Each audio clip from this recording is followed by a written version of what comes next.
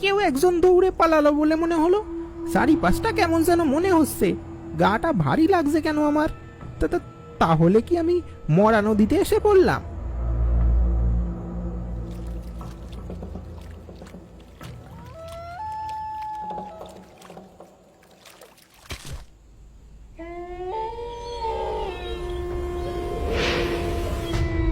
চলে যা এখান থেকে, চলে যা তুই।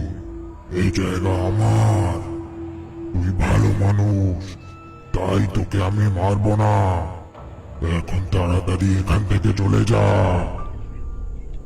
ওরে বাবা রে, এ কি হচ্ছে?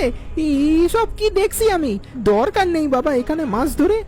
হারু ঠিকই বলছিল, এই মরা নদীতে ভূত আছে। কি মরতে যে এখানে এলাম কি জানি। আমি আমি আগে প্রাণে বাঁচি, পালাই এখান থেকে, পালাই।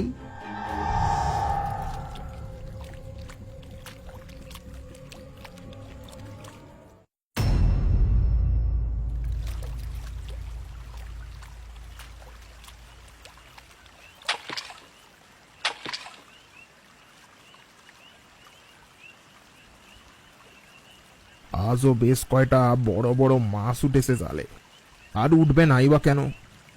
নগদ 70,000 টাকা দিয়া আমি পাস নিয়েছি। ফরেস্ট অফিসারগুলো হয়েছে বটে, টাকা ছাড়া কিছুই চেনে না।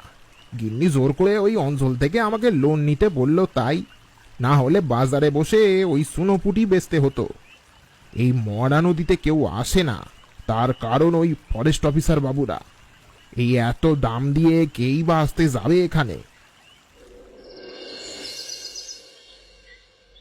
যাগ্গে, আজও সব মাছ বিক্রি হয়ে গেল।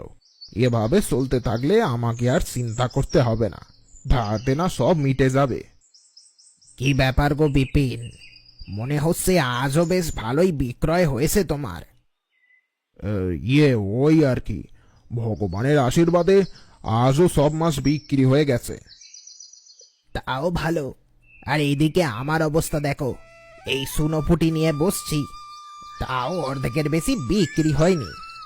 এই করে 2 দিন মাছ পচে নষ্ট হয়েছে। এবার ব্যবসাটা মনে হয় বন্ধ করতে হবে আমাকে। আরে এত ভেঙে পড়ো না, তুমি বরং আমার সাথে ওই মরা নদীতে চলো। কিন্তু